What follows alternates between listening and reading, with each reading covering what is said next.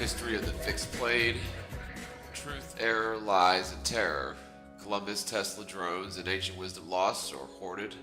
Are we, quote, insane for questioning the official, conventional wisdom? Are we crazy for questioning what we were taught in school? When we see contradictions in the conventionally accepted version of our world purported by authority figures such as NASA, we're trained or programmed to disregard common sense observations, which essentially bypasses a critical debate which absolutely needs to be had by all rational people.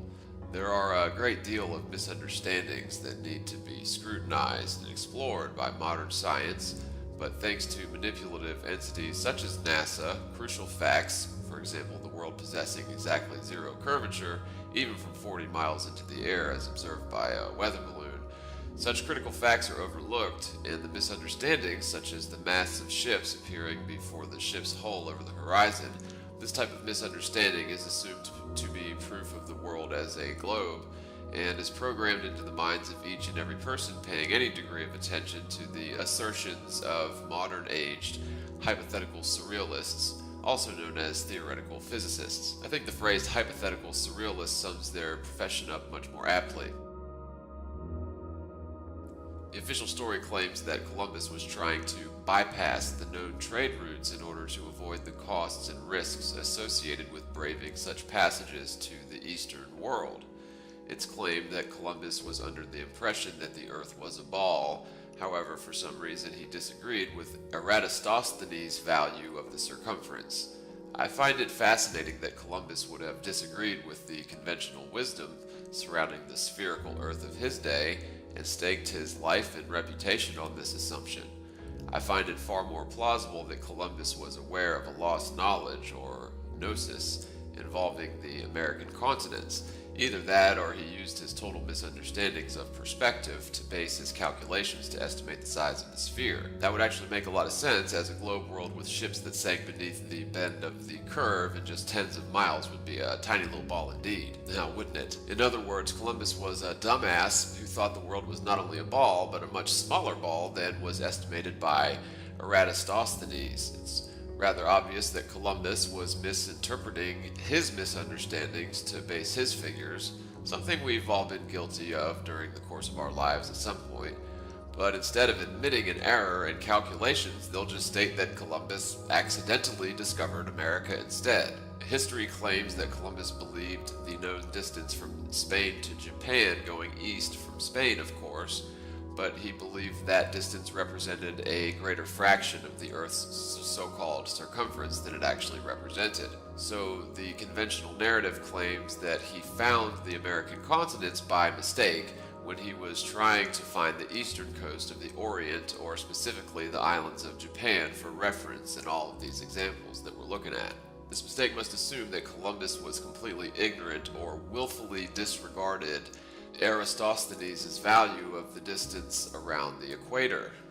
The only reason I can imagine he would do so was by estimating the Earth's curvature based on observations of distant ships, whose hulls will appear over the horizon after the masts due to the natural laws of perspective, and not because we live on a ball whatsoever. At any rate, if you study the three locations, again, the Canary Islands as the starting point, Japan as the goal destination, and the Bahamas is where he actually ended up, one thing you'll notice is that all three of the locations are indeed in the northern hemisphere, which makes a lot of sense when you realize that we do live on a flat stationary plane with the magnetic north in the very center. It is a logical misunderstanding, or rationally viable yet false conclusion rather, to assume the Earth is a sphere due to the magnetic anomaly emanating from the North Pole, attracting compass needles to that direction. If you look at the Gleason's standard map, which shows the world as a plane as opposed to a sphere, with all the oceans and continents surrounded by what you would call Antarctica, mariners throughout the ages have circumnavigated the world in an east to west or west to east fashion, and always strive to adhere to the northern hemisphere or inner portion of the map whenever possible. This is clearly necessary once you understand the truth, as the northern hemisphere is simply the area of the world that is closest to the magnetic center or North Pole, and therefore is the inner or northern area is much easier to circumnavigate than the outermost or southernmost regions, and for obvious reasons. Mariners during the late 1800s were confounded as to why they ran into major difficulties when attempting to circumnavigate the southern hemisphere of the globe, which we now understand as the outermost region of the flat Earth. In any case, it's impossible to circumnavigate the southern region or outer region in a similar fashion to the northern hemisphere simply because of the vast distances involved. If we lived on a globe, then the southern hemisphere would be exactly as easy to circumnavigate as the northern. Once you realize the truth, the sheer distances involved with circumnavigating the southern or outer region of the map are astonishing, as the lines of longitude apparently do not converge back into a point at the bottom of a sphere, making circumnavigation of the southern region far longer a journey in far more treacherous, vast seas. This misunderstanding renders it impossible for one to circumnavigate the southernmost regions, which are, for all intents and purposes, vastly larger than all the continents combined, as they are mainly oriented towards the center of the map. Now, I'm not claiming the Gleason's map to be 100% accurate, however, it provides a fairly reasonable depiction of the flat Earth, and it would seem the areas south of the equator need a lot further coordinated scrutiny, and of course, circumnavigation of the Antarctic will only be accomplished by free people if we can get the Antarctic Treaty abolished. Of course, when you consider the Gleason's map and the Earth being a stationary plane in general, it becomes obvious why hasn't anyone circumnavigated the so-called globe going south to north. The reason is, of course, circumnavigation only works going east to west, as those two cardinal directions are merely right angles to north and south, so traveling south to circumnavigate the world will always land you in Antarctica, or on the outer edge where you'll need to turn back or die trying to make your way around of it.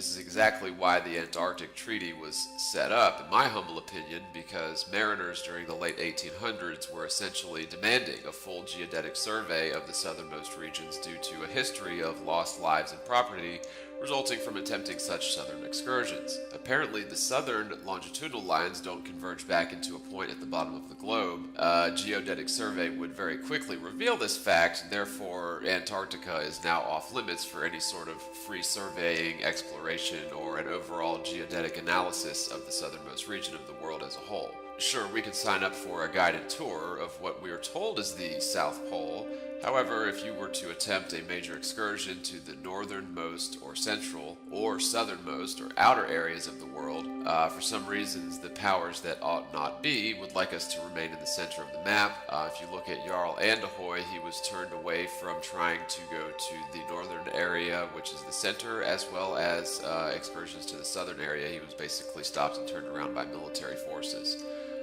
So it's apparently easier to keep us under control physically and mentally if we don't stray too far towards the edges. It's interesting to note the same breed of royalty who commissioned or financed Columbus to circumvent the known trade routes also commissioned Magellan a few decades later, who is credited as being amongst the first men to circumnavigate the world, starting in Spain, heading west and winding up back in Spain. You'll note that Magellan's voyages indeed traveled into the southern hemisphere, however, only when necessary, and in order to make this trick or circumnavigation possible, you really must adhere to the central area or northern hemisphere as much as possible, as the distance around the outside edge or the southern hemisphere is far larger than the distance around the central point. You realize the distance around a sphere should be similar in the southern hemisphere, say at the Tropic of Capricorn, and in the northern hemisphere's Cancer should be the same distance round. And the two distances appear to be in great disparity, which seems to be why Magellan would only travel south when necessary, since the Americas were directly in his way, and the Panama Canal had not yet been built. He had to go all the way around the bottom of South America and then headed due north, so as to take advantage of the shortcut, which is always staying as close to the center as possible, and only deviating from the center when absolutely necessary. Skipping gears a bit to Jupiter, if you studied the so-called real animations of Jupiter supposedly taken from man-made probes deep in outer space, they are rather preposterous and wholly unbelievable or incredible. And by incredible, I do not mean fantastic, I mean not credible, as in a lie. Keeping in mind Jupiter is supposedly 365 million miles away at its nearest point to the Earth in their two supposed orbits, which is very rare, so they're not always that close. Pioneer 10 was supposedly the first man-made instrument to purportedly travel to Jupiter and report back all sorts of, quote, facts about its atmosphere and geological makeup back in 1973, according to the mainstream narrative. Now, Pioneer supposedly completed the first mission to the planet Jupiter. After that, Pioneer 10 became the first spacecraft to supposedly achieve so-called escape velocity from the solar system. This space exploration project was conducted by the NASA Ames Research Center in California, and the space probe was manufactured by TRW Inc.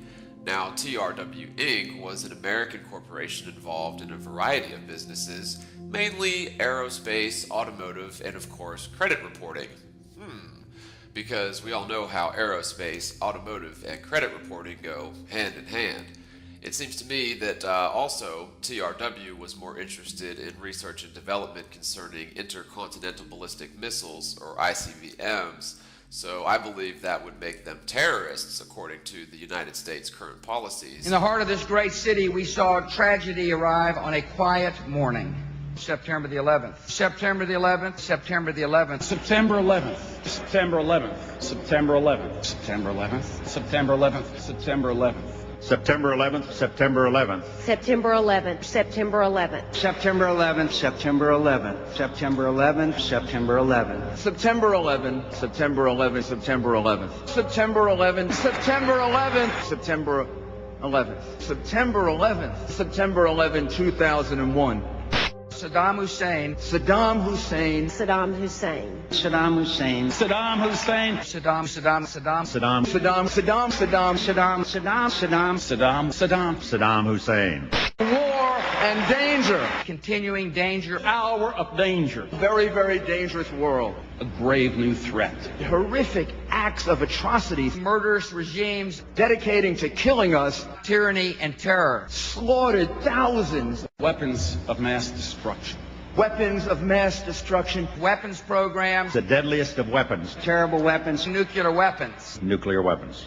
poison gas, torture chambers, mass graves, Deadly technologies. radical ideology of hate, terror of threats, terror, terror, war on terrorism, war against terrorism, Global war on terror. global terrorism, global terrorism, global terrorism, global terrorism, global terrorism, global terrorism, global terrorism, global terrorism, Terrorism. terrorism, terrorism, terrorism, terrorism, terrorism, terrorism, terrorism, terrorism. the evil terrorists, terrorists, terrorists, terrorists, terrorists, terrorists, Terrorist, terrorist, terrorist, terrorist. terrorist, Terrorists, terrorists, terrorists, terrorists, terrorists, terrorists, terrorists, terrorists, terrorists, terrorists, terrorists, terrorists, terrorists, terrorists, terrorists. TRW ought to be glad they were not around during W's presidency. At any rate, if you look into TRW, it was a corporation started in 1901 and became defunct in 2002. So isn't it interesting that a corporation as amazingly successful as TRW, which built many of NASA's space probes for them, achieved the unimaginably difficult task of designing a space probe capable of traversing the mind-boggling distances, eventually arriving to the planet Jupiter after passing through the asteroid belt over 80 million miles through in just under a year, the total journey in just under 2 years. This little tin can supposedly traversed the asteroid belt after taking off from the Earth about 7 months. Now keep in mind, the asteroid belt was believed to begin about 80 million miles away back in the 1970s. That's what they apparently believed. However, contemporary science has sort of changed its story to assert that the asteroid belt begins about 93 million miles away from Earth. Now, the first glaring problem I see with Pioneer 10 is the timeline. It supposedly traversed the asteroid belt in about 7 months, which equates to traveling 80 to 95 million miles away from the Earth, give or take, and then after that it somehow managed to complete the remainder of the journey from the asteroid belt to Jupiter, or very close to it, as it supposedly got as close as 16 million miles. My question is, once the Pioneer 10 made it past the asteroid belt in 7 months, how could it possibly complete the remainder of the journey anywhere from 180 to 185 million miles, minimum, in about 9 months? By December 4th, 1973, Pioneer 10 supposedly arrived within a range of 82,178 miles of Jupiter. So again, it took 7 months to travel 80 or 90 million miles, but then it got a sudden major boost in acceleration, allowing it to breeze through the remaining 180 to 185 million miles in just 10 months. I honestly can't believe nobody checked NASA on these facts.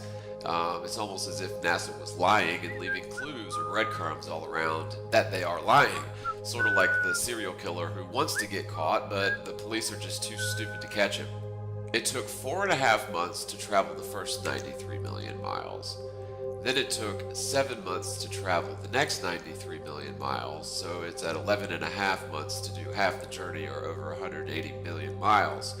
But then it completes the remainder of the journey in under 9 months. So it got halfway there, traveling through the asteroid belt in 11.5 months, and then completed the remainder of the journey, which would have been more than half of it, in less than 10 months. Makes a lot of sense, right? Okay, so anyway, I honestly can't believe that nobody checked NASA on these facts. Pioneer 10 is a brazen example of how NASA certainly is a pack of illogical, albeit assertive and convincing, liars. It's comical that intelligent, educated, sophisticated people will swear up and down that NASA is doing legitimate science and proudly boast about how many degrees they have in astrophysics and trigonometry, yet are somehow incapable of simple addition and subtraction when it comes to checking NASA's so-called facts. They just gobble up everything NASA says as gospel without even scrutinizing whether their assertions are physically possible. Then, of course, they peer down their noses at people who dare question NASA's assertions, since we don't have the stacks of degrees and citations needed to participate on the level with NASA and their advisory boards. Nor do we have the unlimited budget and resources granted to NASA in increasing stacks of billion-dollar bills every year. All those stacks of degrees and complex mathematics, yet the standard astrophysicist cannot do simple addition and subtraction when it comes to double-checking NASA's facts, or a technological assertions that fall apart under the slightest inkling of scrutiny. I'm really curious to know how Pioneer 10 made it to the asteroid belt, about 80 to 90 million miles away, then through the asteroid belt, which would last about another 90 million miles of the total 365 million miles total minimum. So here's some fun facts about the asteroid belt.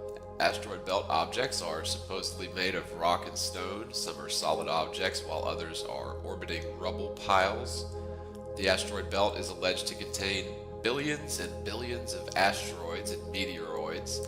Some asteroids in the belt are quite large, but most range in size down to meteoroids like pebbles. We know of at least 7,000 asteroids. That's documented. The asteroid belt may contain many objects, but they are spread out over a huge area of space. This has allowed spacecraft to move through this region without hitting anything.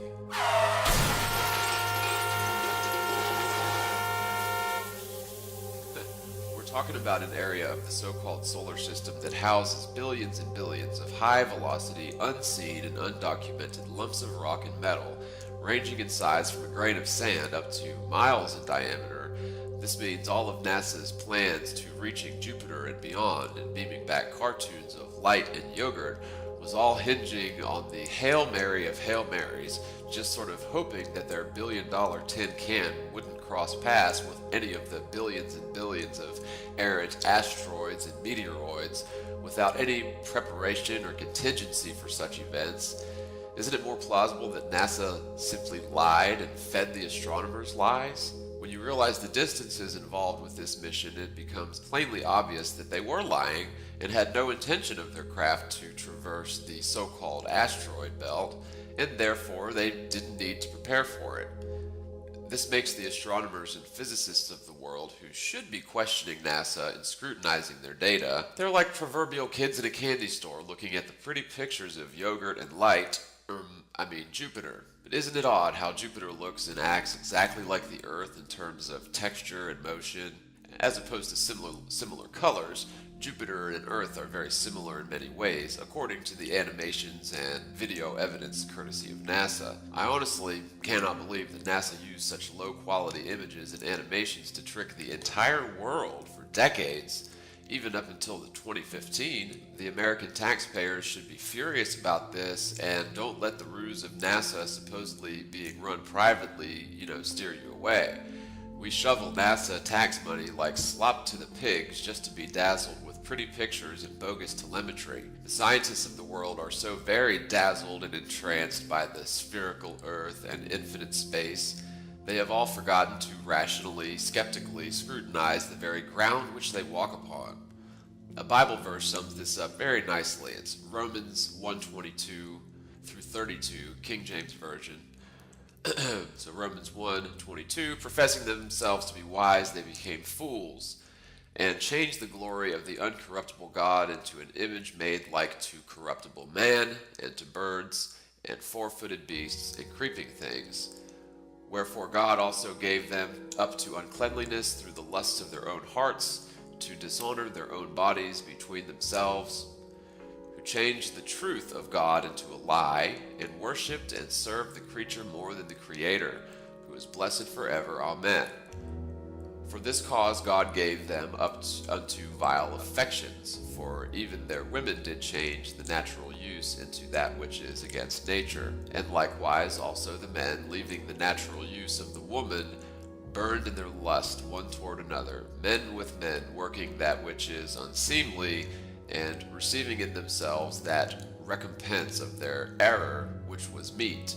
And even as they did not like to retain God in their knowledge, God gave them over to a reprobate mind to do those things which are not convenient, being filled with all unrighteousness, fornication, wickedness, covetousness, maliciousness, full of envy, murder, debate, deceit, malignity, whisperers, backbiters, haters of God, despiteful, proud, boasters, inventors of evil things, disobedient to parents, without understanding, covenant breakers, without natural affection, implacable, unmerciful, who knowing the judgment of God, that they which commit such things are worthy of death, not only do the same, but have pleasure in them that do them. This is the official story of Pioneer 10.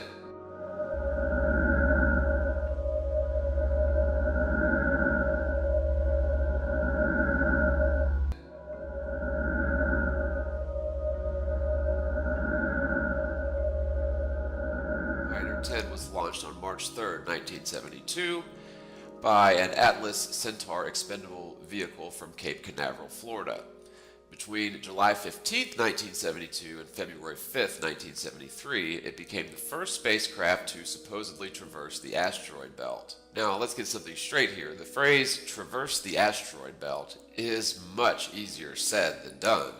We're talking about a supposed area of the solar system that begins roughly 180 million miles from the Sun and extends out to roughly 270 million miles from the Sun. Photography of Jupiter supposedly began November 6, 1973, at a range of 25 million kilometers, or about 16 million miles, and a total of about 500 images were transmitted. If you look at the timeline of the NASA lies surrounding Pioneer 10, the timeline is completely out of whack with what you'd expect to see in reality.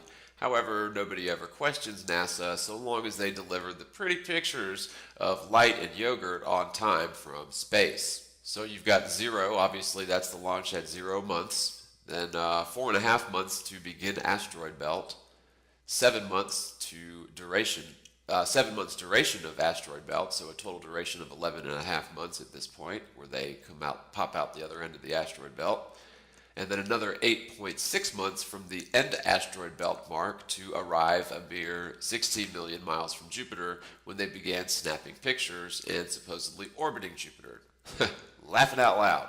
So, if the agreed upon model of the solar system involves the asteroid belt beginning about 90 million miles out from Earth and ending about 180 million miles out from Earth, then the Pioneer probe should have been at least a bit less than halfway to Jupiter after exiting the asteroid belt.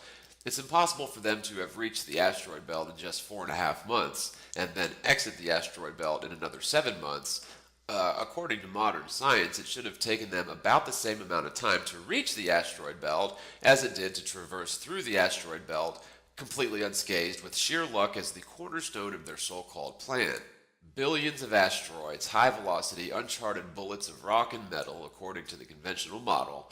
The distances of the area itself is just mind-boggling, as we're talking about roughly 90 million miles of space filled with high-velocity asteroids, and then popping out the other side would equate to traveling 180 million miles, starting from the Earth.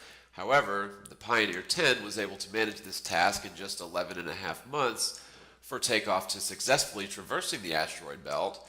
Then, after 11.5 months, they should have been less than halfway to Jupiter minimum, and yet they somehow managed to complete the remaining balance of the mission in only 8.5 months, which doesn't add up whatsoever. The fact that NASA's timeline doesn't stack up with the agreed upon reality, which is obviously totally preposterous, agreed reality that is.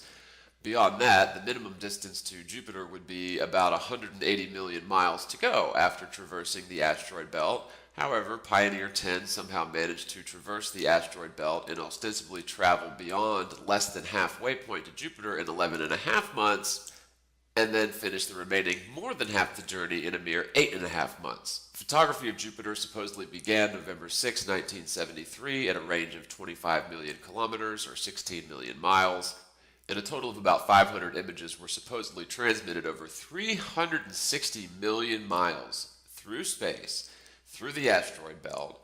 Now that we know NASA faked the moon landings, it becomes painfully obvious that they faked Mother effing Jupiter too. The closest approach to the planet was supposedly on December 4th, 1973, at a range of 132,252 kilometers, or 82,000 miles. If you could possibly imagine a dumbass tin can traveling over 20,000 miles per hour through 93 million miles full of asteroids, this dumb, unguided, unintelligently controlled tin can somehow came out the other side of the asteroid belt in under a year and still managed to beam back hundreds of images of the planet Jupiter through the asteroid belt that it just traversed through. This is all extremely far-fetched, and it would be much easier for NASA to completely contrive the images and animations than it would be to actually complete this mission, which is obviously bogus. It's also obvious that we cannot travel to the wandering stars, the lights in the sky, so if an entire world full of people is willing to give you literally billions of dollars per year to pretend that you're visiting the wandering stars, I guess I could see NASA doing this sort of fakery long before physically launching a dumbass probe over 90 million miles, then avoiding the asteroids of the asteroid belt for another 90 million miles, only to complete the remainder of the journey far more swiftly than the first half. So, the part I find odd, if not a bit humorous, is the fact that modern science asserts that the asteroid belt is on average about 93 million miles away from the Earth, or about the average distance to the Sun from the Earth, yet this little tin can called Pioneer 10 supposedly went out beyond the asteroid belt safely without any Han Solo to safely weave the thread of incoming asteroids for a period of over 90 million miles.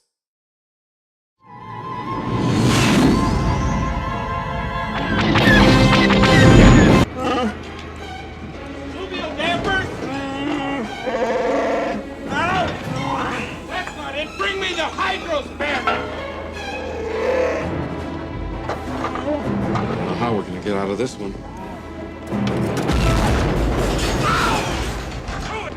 Come on, Joey!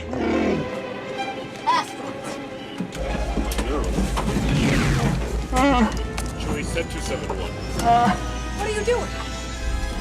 You're not actually going into an asteroid field. They'd be crazy to follow us, wouldn't they? You don't have to do this to impress me. Sir, the possibility of successfully navigating an asteroid field is approximately 3,720 to 1. Never tell me the odds. Said you want to be around when I made a mistake. This could be it, sweetheart. I take it back. We're going to get pulverized if we stay out here much longer. You can argue with that. Pulverized. I'm going in closer to one of the big ones. Closer.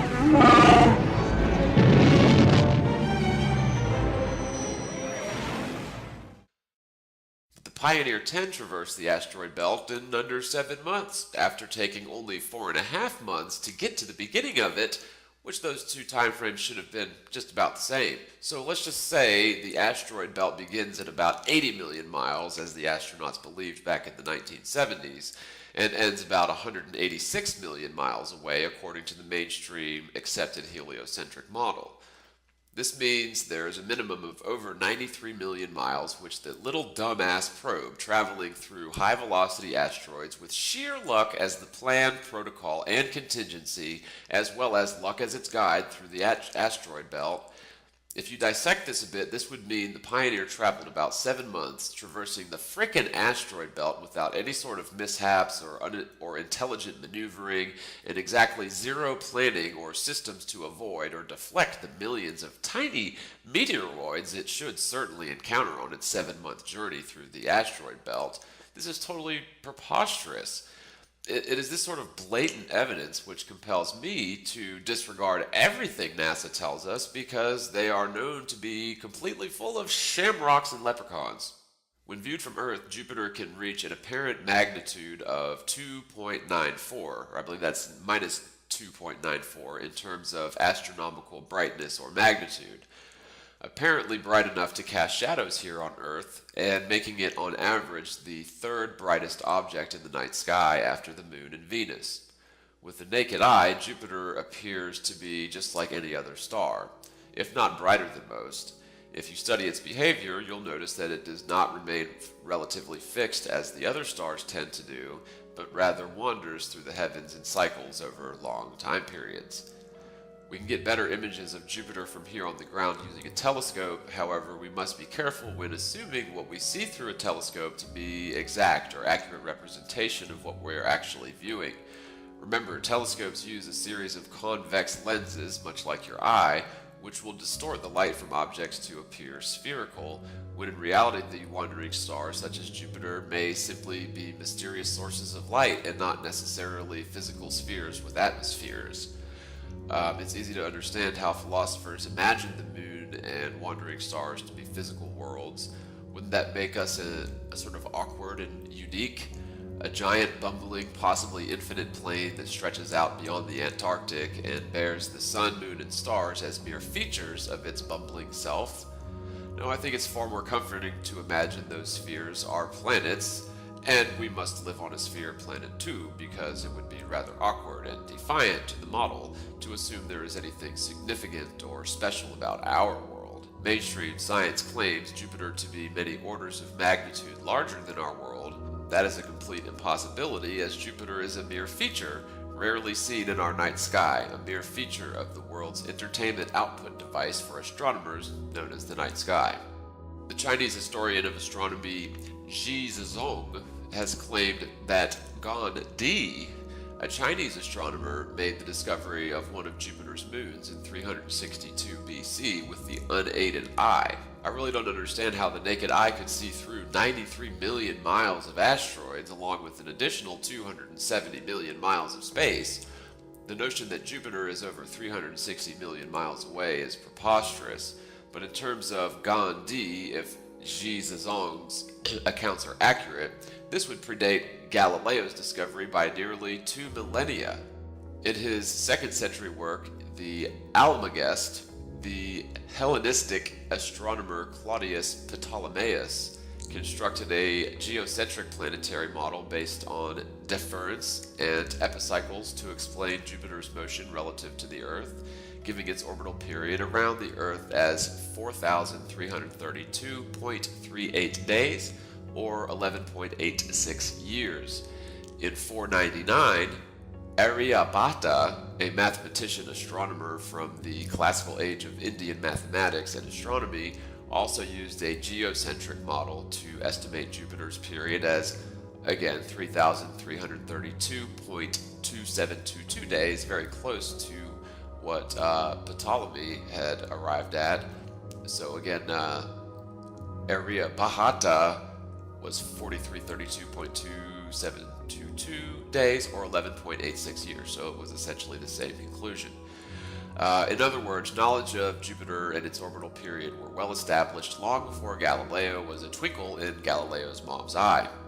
If you study the supposed real images of Jupiter from space, they are obviously coming from NASA, so should be summarily disregarded, but they're strangely reminiscent of the trippy lava and light shows of the 60s, for example, the Joshua Light Show, which were abstract artistic expressions using essentially trick photography, different types of lighting, liquids, oils, etc., creating an illusory spectacle of trippy globs of color. The so-called real images of Jupiter interestingly display many striking similarities to the techniques in use by contemporaneous artists responsible for the trippy lava and light shows of the 60s, and of course the animations of Earth from space are nearly identical in terms of image quality with Jupiter. The tricks and techniques needed to fake such footage as that of Jupiter from Pioneer 10 were available in the 1970s and could have been used to recreate the supposed animations of Jupiter from the generic, dumbass, tin can satellites that defy all logic and common sense. It would be exactly 365 million times easier to simply fake the footage and assert the lie. Who you should really be praying for? Out-of-work clowns.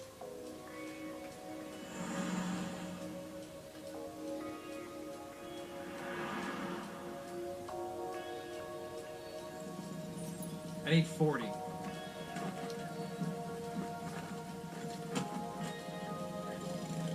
And so the infernal parrots of our world, the astrophysicists, echoed NASA's assertions as factual since said assertions came from the apparent figures of authority, so the entire world just gobbled them up as true factual statements, images, and animations, as the entire world tends to do when figures of authority assert something to be true, no matter how unrealistic or completely unfounded or illogical the assertion.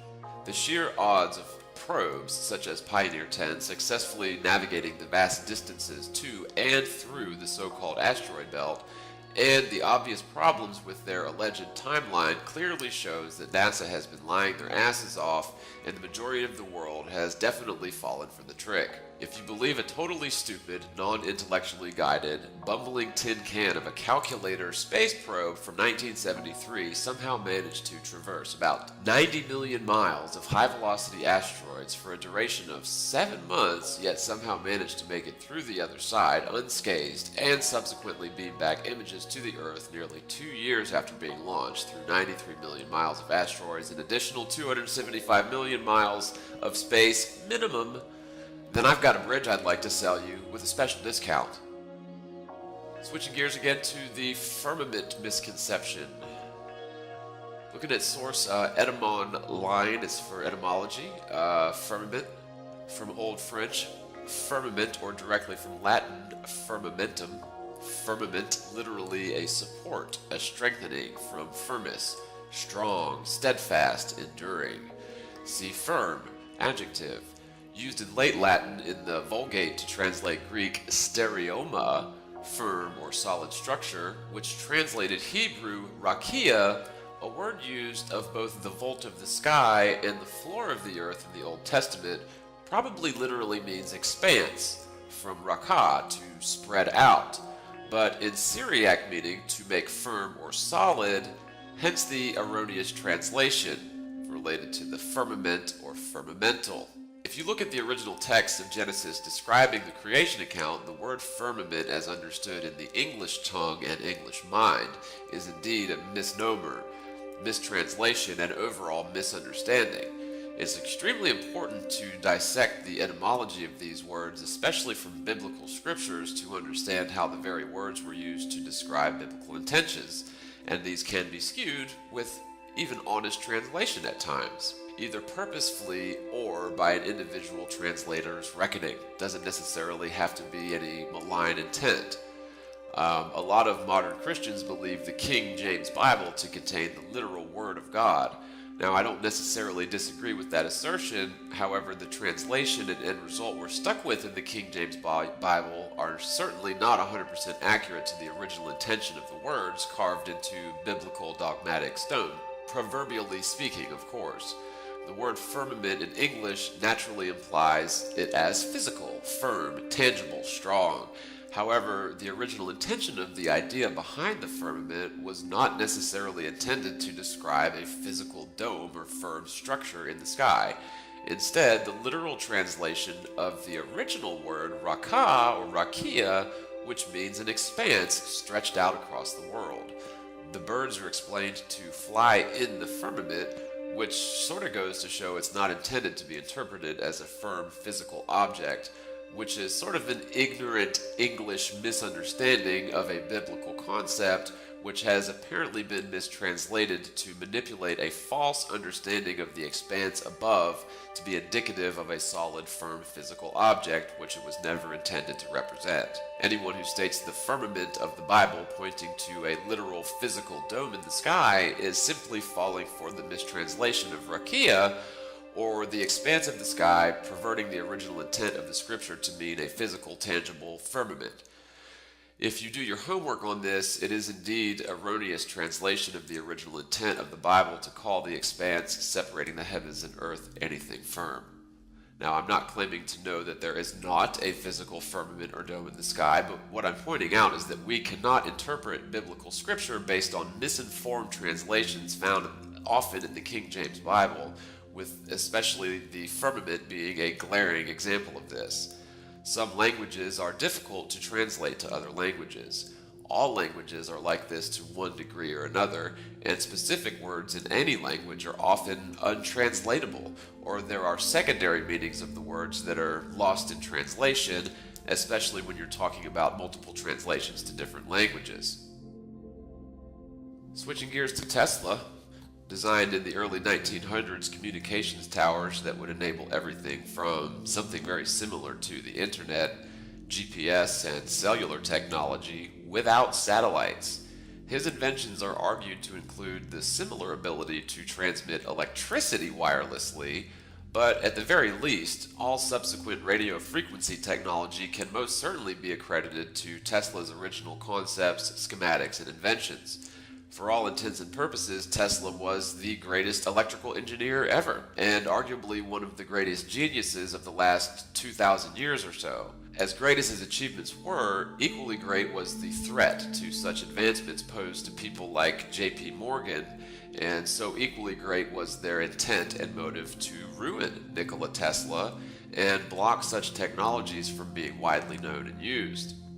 J.P. Morgan, who was very much intertwined with the Titanic disaster and played a huge role in exactly who perished on that journey in terms of the VIP guest list, which contained the movers and shakers, politicians, industrialists, even the richest families of the world, including the Astors and the Guggenheims. Yes, the very same J.P. Morgan who was intertwined with the Titanic disaster was also played a very huge role in the ruination of Nikola Tesla and the putting on pedestal of Thomas Edison. Yeah, J.P. Morgan was responsible for backing Thomas Edison, who was essentially a total shill of electrical engineering and was given great esteem, fortune, and fame, while Tesla was ruined and discredited by the big boys like J.P. Morgan, who was really just another Rockefeller and Rothschild lackey. They went to great lengths to discredit Tesla, even by falsely and publicly killing an elephant, supposedly using Tesla's alternating current to kill the elephant, when in fact the elephant was killed using Edison's direct current. However, that little fact didn't come out until way later and the damage had already been done. Edison was put on a pedestal, while Tesla was discredited time and time again, with much of his work and years of documents ultimately being destroyed in a very questionable fire. Tesla wanted his inventions and scientific advances to benefit the world for free. People like J.P. Morgan simply couldn't allow that to happen, as they wanted to monetize everything, especially technologies such as electricity and communications. Monetizing these, commodities would have been extremely difficult if Tesla's systems were implemented on a national level. Well, that is until they actually were implemented on a national level many decades later, and arguably or ostensibly under the guise of satellite technology. What a lot of people don't know is that the US government seized Tesla's home and belongings and grabbed what was left of his notes and devices after his death, documented, categorized, and ultimately filtered what was publicly acknowledged based on national security during wartime. It was 1943.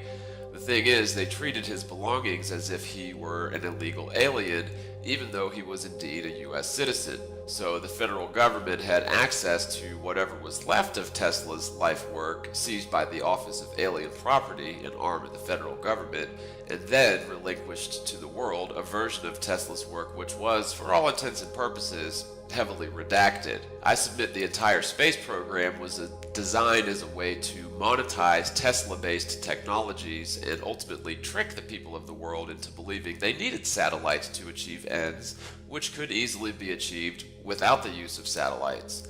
This means NASA itself would have been developed as a huge distraction and tool for deception, which certainly isn't contradicted by the allegations of landing on the moon being extremely suspect, if not downright totally disproved at this point. So they killed two huge birds with one proverbial stone.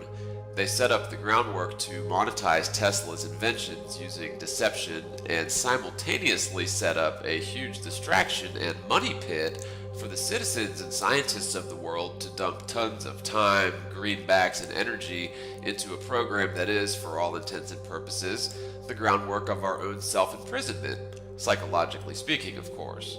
Furthermore, I know for a fact that the US military was using so-called geostationary weather balloons during and after World War II, as my grandfather told me all his war stories many times, and indeed told me about how much fun they had using giant weather balloons.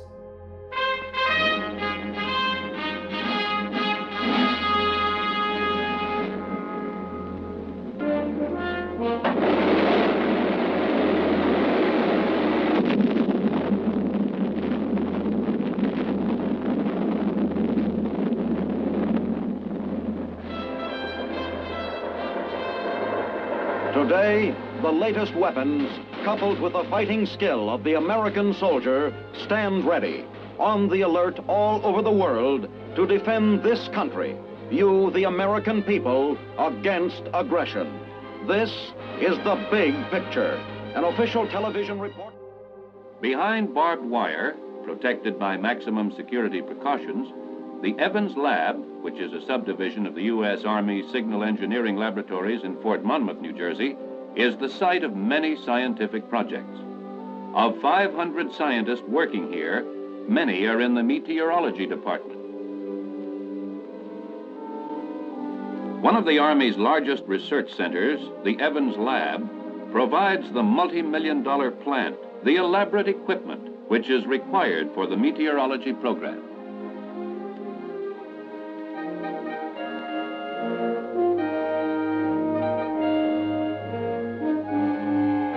Side by side, in radar, radio, thermionics, and communications, scientific teams are working in support of the Army. Because the weather is big, it frequently requires big equipment. The international competition for knowledge. The U.S. military was using so-called geostationary weather balloons during and after World War II, as my grandfather told me all his war stories many times, and indeed told me about how much fun they had using giant weather balloons, ostensibly for spying purposes, or possibly to bounce communication signals, as the reflective nature of our atmosphere over great distances appears to be a hindrance for long-range radio frequency waves, but not the curve of the Earth, you see, and for fairly obvious reasons. These weather balloons could, coupled with Tesla's ground-based technologies, could be sufficient to create the illusion of satellites and early Google Map technology in terms of imagery and telemetry. I submit that the leaps and bounds made by Google Earth image quality or high-resolution satellite pics for the maps in recent years has more to do with the advancement in drone technology than it does with satellite technology whatsoever. Again, satellites are completely useless when you consider geostationary weather balloons have been in use for at least 60 to 70 years, as well as the technologies developed by Tesla to wirelessly send and receive data over long distances. NASA should mean to all of us, never a serious assertion. I have personally seen, along with another observer, a drone of sorts in flight that appeared to be not a plane whatsoever. It flew very silently, perfectly straight, looked like a tube with solar panels coming off the sides, no lights whatsoever, which could hypothetically take a stream of high-definition images of the ground below very easily. Such images would appear exactly like the images and footage we can view of known drone flights, which are capable of flying completely silently, hovering in place, and do not need the loud, heavy engines used to lift, dense payloads such as people. Unmanned drones fly completely silently due to the fact that heavy people and control schemes and life-supporting systems are not necessary, and footage from known unmanned drones look very similar to images found on Google Maps. It's far more plausible that the images seen on modern online maps are coming from typical airplanes or unmanned drones, and are certainly not coming from satellites hundreds or even thousands of miles away that are somehow able to map the ground in broad daylight when our atmosphere becomes completely reflective in sunlight. A casual observer would agree that we cannot see the stars at night due to the reflective nature of our atmosphere. A similar phenomenon applies when snapping pics of the Earth from high altitudes, or from space no less, and the atmosphere is completely reflective during the daytime, especially at those distances where the orbiting satellite is somehow able to zoom in on a gnat's ass through all that reflective atmosphere, but it's somehow incapable of taking a modern snapshot or steady sweeping video of the Earth from space. Yeah, right, NASA.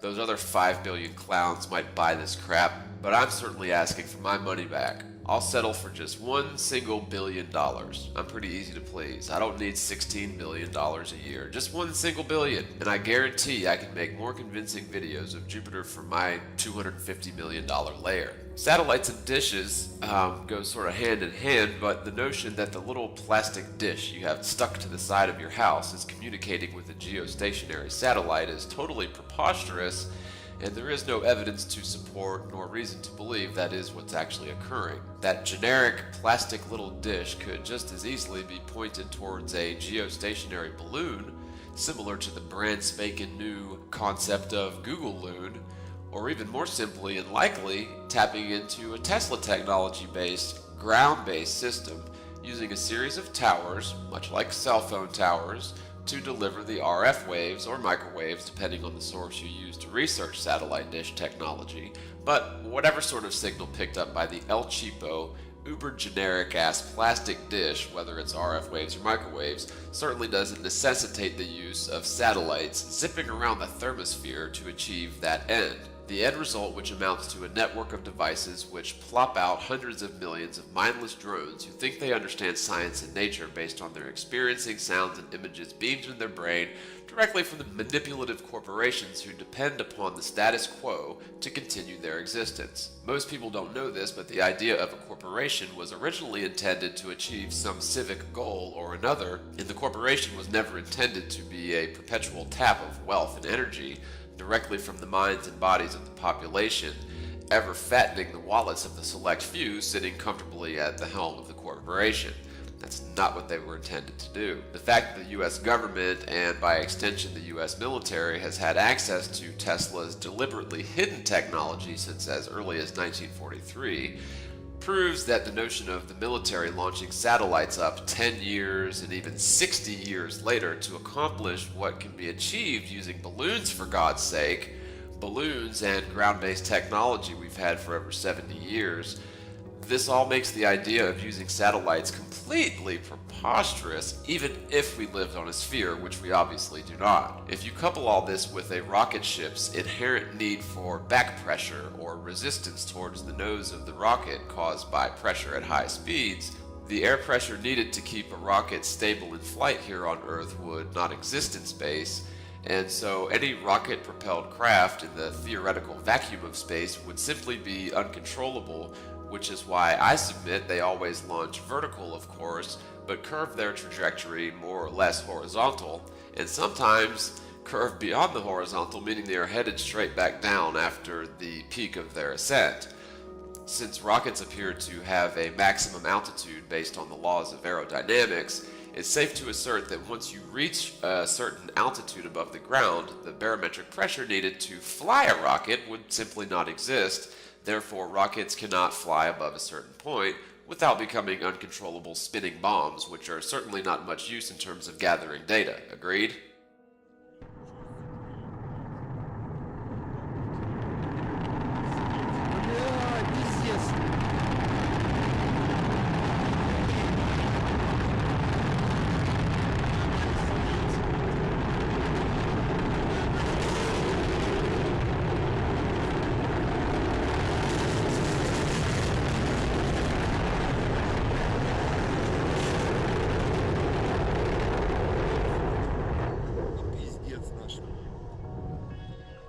So, we've all seen how Google Earth allows you to zoom in pretty darn close to the ground. The distance you can zoom in has increased over the past 10 or so years if you've been paying attention. I've seen what appeared to be a rather large drone flying pretty high up on a totally clear day, completely silently, completely straight, and was not a plane. Such a drone would be perfect for Google to use for their mapping, and I believe that's exactly what it was. The short strips of data, often attributed to satellite footage for some reason, is so very unbelievable, as the strips should be hundreds or even thousands of miles wide strips at those distances, and drones or even commercial jetliners could easily take digital images of the ground to later be compiled into maps, wrapped around a sphere for the ultimate spectacle of Google Earth. If you study the modern digital online maps of so-called satellite technology, you'll find evidence of the world being a plane as opposed to a sphere, which equates to evidence of most people being literal prisoners of a theoretical device. Drone flybys and even stationary balloons seem to explain the end results of what has been accredited to satellite technology, much more logically and completely in the former. I don't understand how, if the Earth is a globe and satellites are taking those pictures, which can apparently zoom into a gnat's rear from hundreds or even thousands of miles away, how can A, the satellite see the ground during the daytime at all due to the reflective nature of the atmosphere? B, how can the satellite see the ground so clearly during the day, even on a clear day? And why is Google just now planning to use weather balloons when the military has been using them since as early as the 1940s or even earlier for the same exact purpose? During the day, the sky turns blue or lights up blue like a sapphire because of the yellow sun, and therefore we cannot see space. If this is the case, then how can a satellite in space see the ground? It's plainly obvious that the atmosphere should be completely reflective from such distances during the daytime, much like the atmosphere becomes reflective near the horizon or vanishing point here on the ground in the daytime. In other words, at specific distances within the atmosphere becomes reflective, especially during the day. The atmosphere is totally reflective in terms of observing space during the day here on Earth, and is conversely totally transparent during the night, apparently here on Earth, even during a full moon. I think it's an interesting, aside from its other documented properties, but moonlight does not cause the atmosphere to be reflective whatsoever. In any case, the atmosphere appears to be blue and reflective at relatively close distances here on Earth, but only during the day. Shouldn't the atmosphere be similar from geostationary satellite distances? And what types of technology do the satellites supposedly use to counter this attribute of atmosphere rendered as completely reflective by sunlight? Infrared just doesn't cut it. As we can clearly see, the images from Google Earth appear to be taken only a few miles into the air and are not snapped hundreds or thousands of miles above the atmosphere in the thermosphere. That is a ridiculous assertion. The only logical conclusion I can draw is that the military has been using Tesla-based technologies, geostationary balloons, and a great deal of secretive deception to build a matrix of reality that is believed by most people in the world, but is very far removed from reality itself. They have been taking advantage of practical uses of Tesla technologies and created the cultural situation where Tesla technologies are used to aid us in our own self-imprisonment psychologically.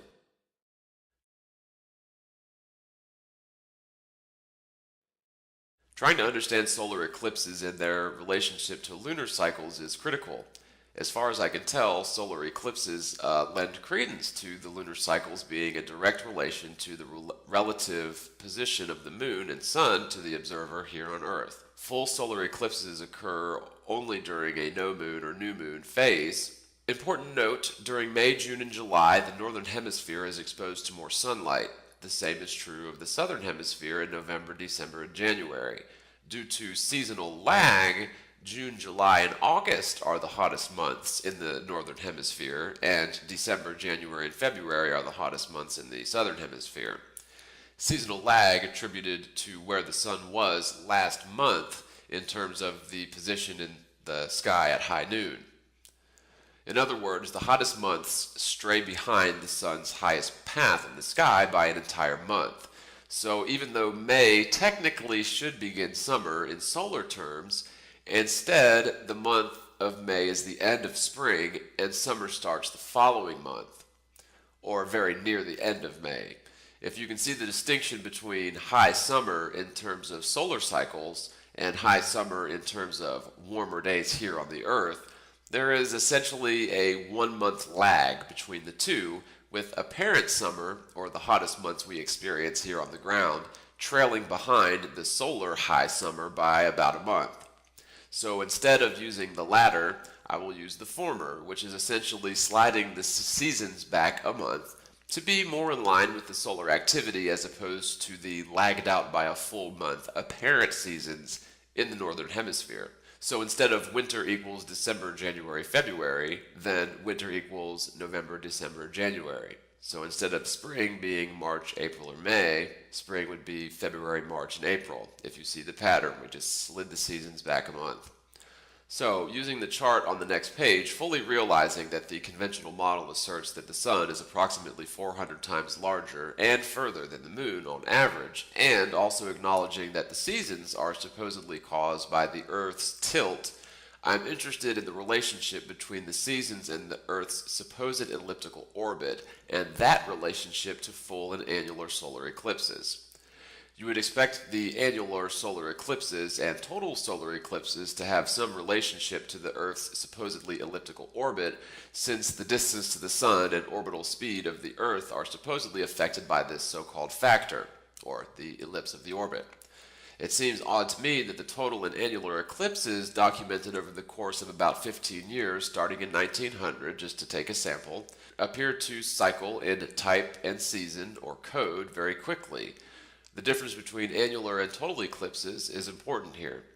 So an annular eclipse refers to the moon being apparently slightly smaller than the sun, but perfectly eclipses the sun at the centers and creates the perfect ring of sun surrounding the outer edge of the moon.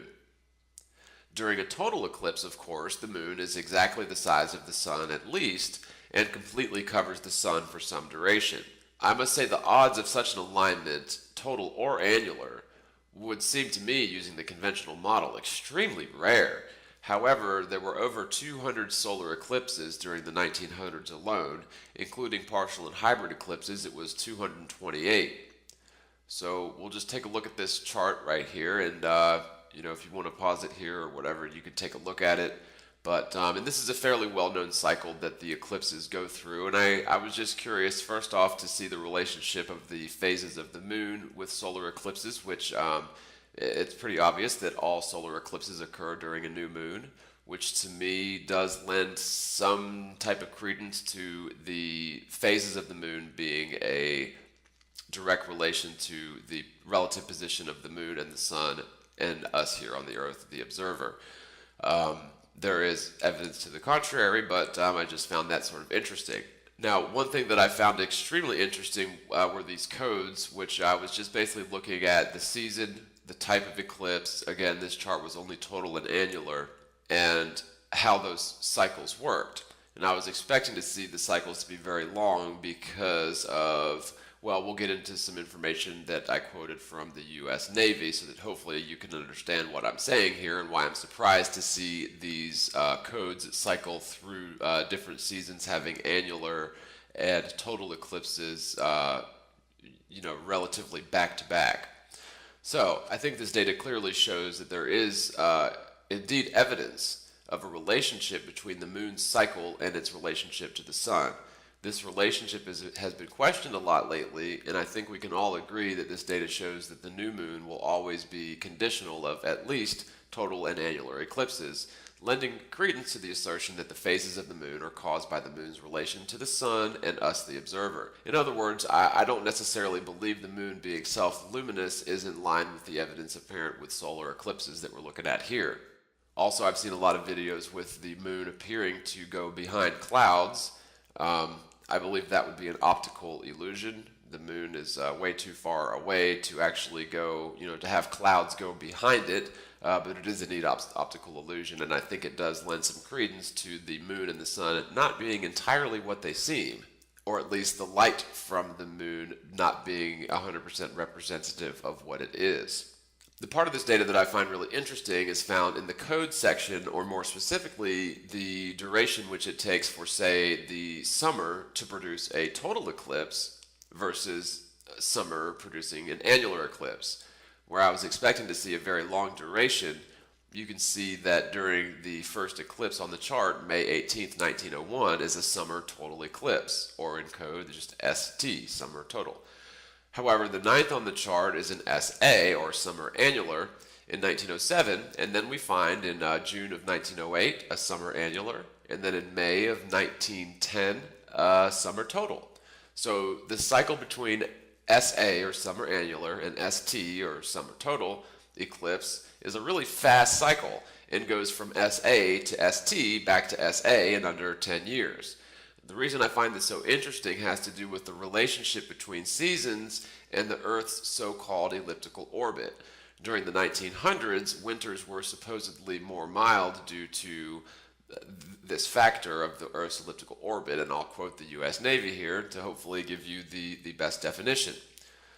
Okay, so the Earth reaches its perihelion, the point in its orbit closest to the Sun, in nearly January, only about 2 weeks after the December solstice. Thus, winter begins in the northern hemisphere at about the same time that the Earth is nearest the Sun. Is this important? Is there a reason why the times of solstice and perihelion are so close?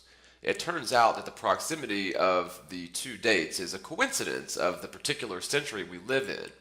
The date of perihelion does not remain fixed, but over very long periods of time slowly regresses or moves later within the year. There is some evidence that this long-term change in the date of perihelion influences the Earth's climate. End quote. So I find this very interesting, especially if you consider how unlikely a total or annular solar eclipse should be in the conventional globe Earth model.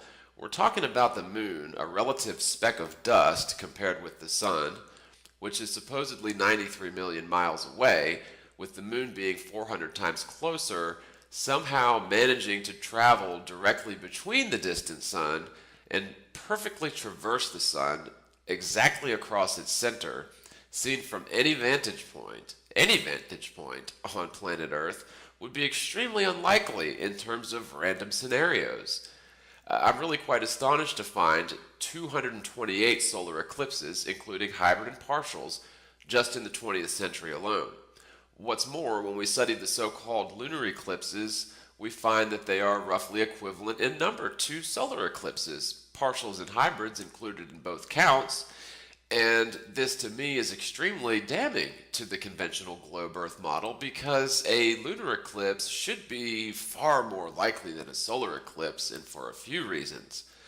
The moon would need to, for a solar eclipse, the moon would need to thread the proverbial needle and defy all odds by passing directly in front of the sun from the vantage point here on Earth.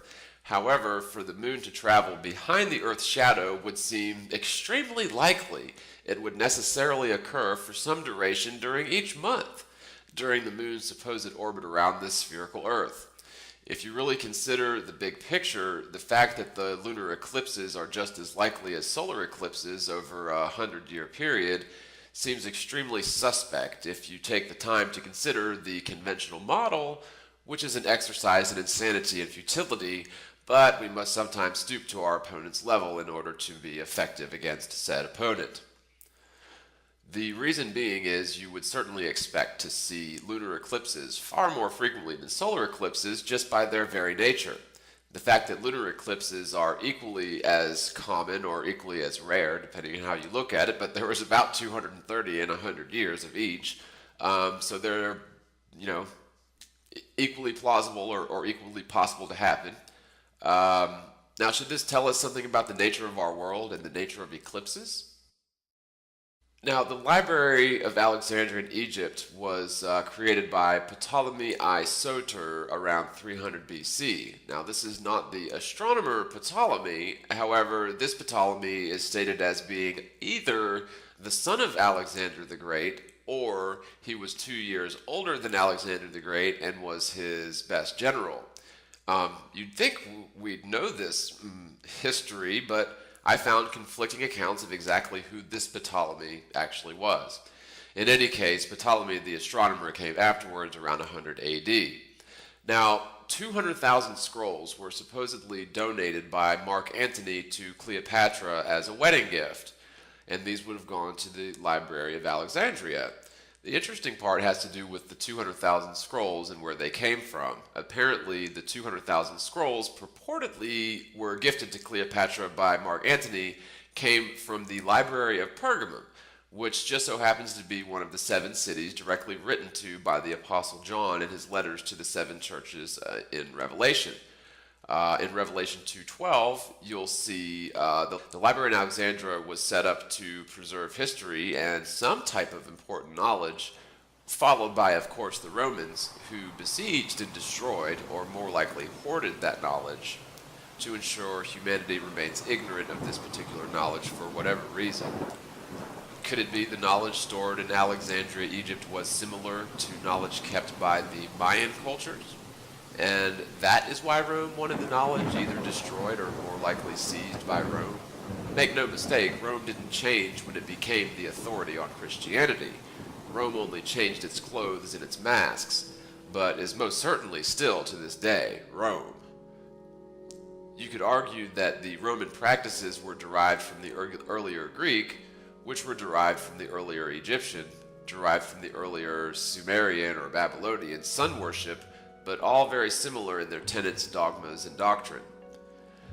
Now, the original Library of Pergamum, specifically linked to Satan's throne in Revelation 2:12, was moved and reconstructed in Berlin, Germany by Adolf Hitler, where it resides to this day in a museum showcasing the Library of Pergamum dedicated to Apollo, arguably dedicated to Lucifer himself. Apollo, Apollyon, the fallen angel Lucifer. So in Revelation 2:12, when they refer to Satan's throne, this becomes very arguably or obviously a reference to the temple dedicated to Apollo. Funnily enough, Magellan, the same Magellan who was credited with being amongst the first to circumnavigate the globe, Magellan was commissioned by Spanish royalty to circumnavigate the globe, much like Columbus was commissioned by Spanish royalty to ultimately, quote, discover India or America. Keeping in mind that all European royalty, including Spanish royalty during that phase of history, was at least in bed with, if not ultimately beholden to, the Catholic Church of their time, or in other words, beholden to Rome. So this leads to the destruction of the Mayan and South American knowledge. So it was Rome before Christ that purportedly destroyed or hoarded the knowledge, or gnosis, or esoteric hidden knowledge, arguably housed in the Library of Alexandria, Egypt, much of which papers would have come from the Library of Pergamum. It's argued that the big G of Freemasonry involves the Gnostic knowledge, God, geometry, or the grand architect of the universe. The G is obviously only found in English-speaking lodges and was not part of the original symbolism of Freemasons. The big G is argued to stand specifically for gravity, or the gravitational constant, or simply big G, and it makes a lot of sense according to the timeline of Newton's life, death, and the theory of gravity itself being at best incorrect, at worst a deception. Freemasonry picked up the big G, which arguably represents the gravitational constant, a factor that was being popularized around the time of Newton's death, which really makes a lot of sense if we test the hypothesis big G of Freemasonry actually equals the gravitational constant, or the big G of physics, and gravity is one of these secrets of Freemasonry. The secret being that gravity actually doesn't exist. It is a mere construct of their own means to an end. It's important to understand that Freemasonry was not necessarily always about the same rituals and symbolisms that we associate with Freemasonry today. It just so happens that Freemasonry was the perfect medium or matrix for the carriers of the torch, so to speak, or the Luciferians, but it was the perfect medium for them to subvert, co-opt, and ultimately transform into a secretive sun-worshipping cult. Just like all other movements or organizations which are taken over by this cult, will always be transformed into secretive sun-worshipping cults, unbeknownst especially to the initiates or laymen at the bottom degrees. Freemasons were, prior to being subverted by this sun-worship cult, builders and architects who were allowed to travel across borders unchallenged, where anyone else would have been confined to those borders, and so they necessarily developed secret handshakes and secret methods to determine rank, or even simply to determine whether or not the person claiming to have rite of passage was indeed a builder and not just some peasant trying to illegally cross the border. This is why they're called Freemasons. I submit that this was the reason why Freemasonry was originally co-opted by nefarious, well-funded psychopaths and probably sun worshippers. Freemasons were originally strictly builders and architects, but during the late 1700s, they started allowing speculative or accepted Masons, wherein anyone, white and male anyone of course, would become a Freemason or could become a Freemason given certain conditions, such as being invited by a member and then unanimously accepted to the lodge, and only if they believe in some form of higher power or God. No atheists were allowed in Freemasonry at that point. And I believe that's still the case to this day. In the early to mid 1900s, Aleister Crowley is probably responsible for ultimately integrating Freemasonry with magic, Kabbalism, and or Talmud rites, along with other occult, esoteric magic rites and symbols. He would have been very familiar with all of this because he had been a studious and prodigal ritual magician, and was probably very quick to discover, or possibly to insert, or even imagine, or possibly supplant connections between Freemasonry and occultism, but connect those dots he certainly did. One thing which cannot be disputed is that after the Beast, or Crowley, made his mark on Freemasonry, it was from that point forward very close to what it is today, a totally subverted Luciferian, sun-worshipping cult of an organization. Now, either Crowley deciphered things no one else prior to him could decipher, or because he was extremely biased as a ritual magician, as well as extremely anti-Christian, he ultimately merged his own personal belief systems into the practices and symbolism of Freemasonry, arguably adding a great deal to the ultimate deception of their initiates. Many will argue that Freemasonry was subverted long before Crowley, which it very well may have been. Crowley was certainly a key player in unlocking or externalizing the occult and esoteric influence of and upon various arms of Freemasonry. So, with all that being said, the big G in Freemasonry could indeed allude to gravity, or the gravitational constant, as the adoption of big G in English Freemasonry adheres very nicely to the timeline of Newton's theorizing of gravity and his subsequent death in the late 1720s.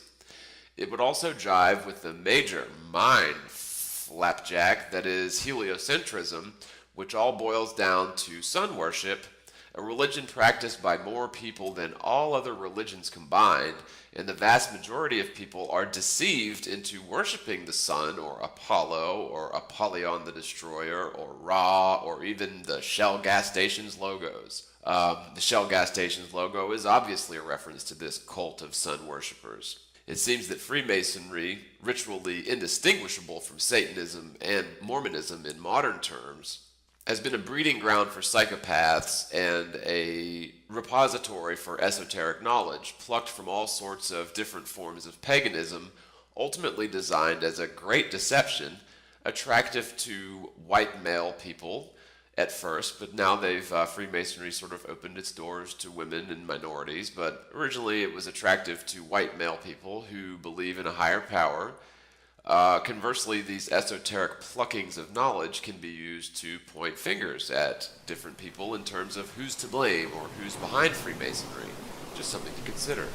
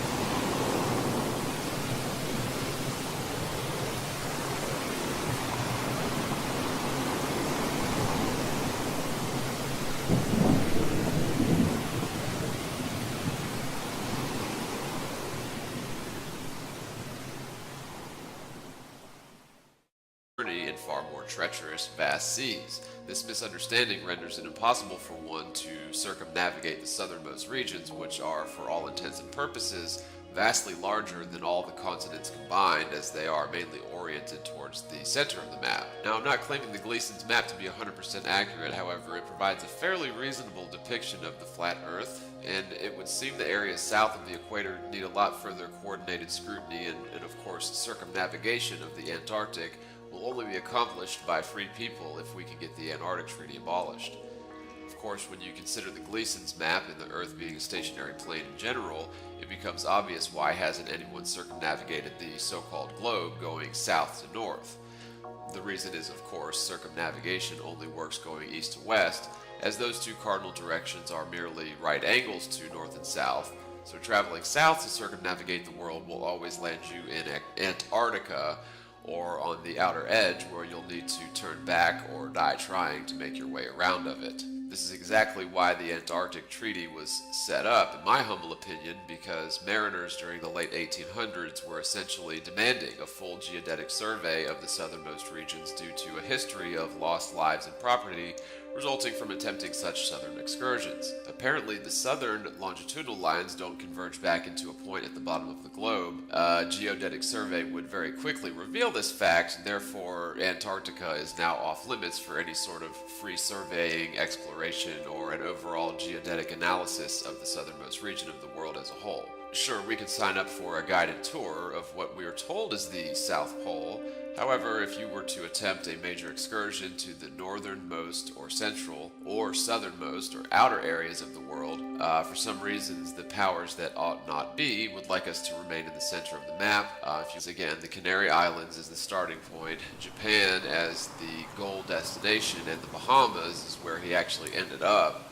One thing you'll notice is that all three of the locations are indeed in the northern hemisphere, which makes a lot of sense when you realize that we do live on a flat stationary plane with the magnetic north in the very center. It is a logical misunderstanding, or rationally viable yet false conclusion rather, to assume the Earth is a sphere due to the magnetic anomaly emanating from the North Pole, attracting compass needles to that direction.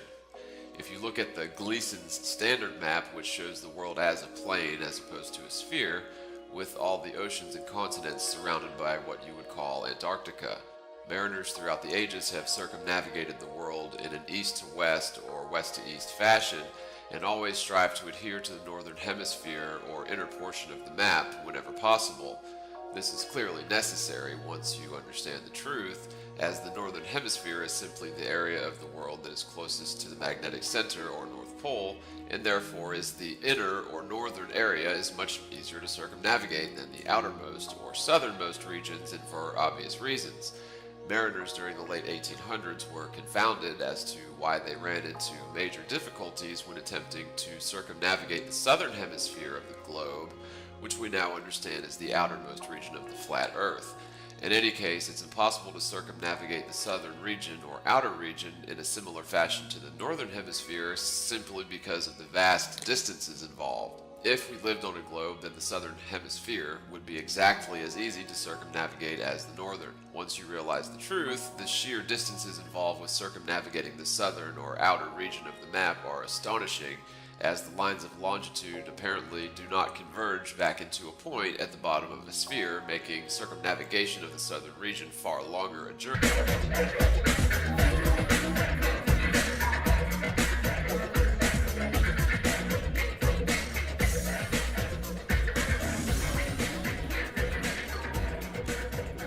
History of the fixed plane, truth, error, lies, and terror. Columbus, Tesla, drones, and ancient wisdom lost or hoarded?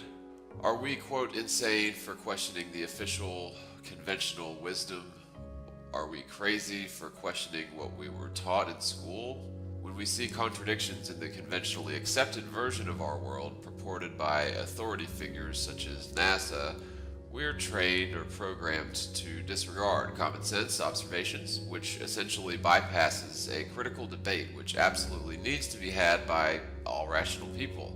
There are a great deal of misunderstandings that need to be scrutinized and explored by modern science, but thanks to manipulative entities such as NASA, crucial facts, for example the world possessing exactly zero curvature, even from 40 miles into the air as observed by a weather balloon, such critical facts are overlooked, and the misunderstandings, such as the masts of ships appearing before the ship's hull over the horizon, this type of misunderstanding is assumed to be proof of the world as a globe, and is programmed into the minds of each and every person paying any degree of attention to the assertions of modern-aged hypothetical surrealists, also known as theoretical physicists. I think the phrase hypothetical surrealist sums their profession up much more aptly. official story claims that Columbus was trying to bypass the known trade routes in order to avoid the costs and risks associated with braving such passages to the Eastern world. It's claimed that Columbus was under the impression that the Earth was a ball. However, for some reason he disagreed with Eratosthenes' value of the circumference. I find it fascinating that Columbus would have disagreed with the conventional wisdom surrounding the spherical Earth of his day and staked his life and reputation on this assumption. I find it far more plausible that Columbus was aware of a lost knowledge, or gnosis, involving the American continents. Either that, or he used his total misunderstandings of perspective to base his calculations to estimate the size of the sphere. That would actually make a lot of sense, as a globe world with ships that sank beneath the bend of the curve in just tens of miles would be a tiny little ball indeed. Now, wouldn't it? In other words, Columbus was a dumbass who thought the world was not only a ball, but a much smaller ball than was estimated by Eratosthenes. It's rather obvious that Columbus was misinterpreting his misunderstandings to base his figures, something we've all been guilty of during the course of our lives at some point. But instead of admitting an error in calculations, they'll just state that Columbus accidentally discovered America instead. History claims that Columbus believed the known distance from Spain to Japan, going east from Spain, of course, but he believed that distance represented a greater fraction of the Earth's so-called circumference than it actually represented. So the conventional narrative claims that he found the American continents by mistake when he was trying to find the eastern coast of the Orient, or specifically the islands of Japan, for reference in all of these examples that we're looking at. This mistake must assume that Columbus was completely ignorant or willfully disregarded Eratosthenes' value of the distance around the equator.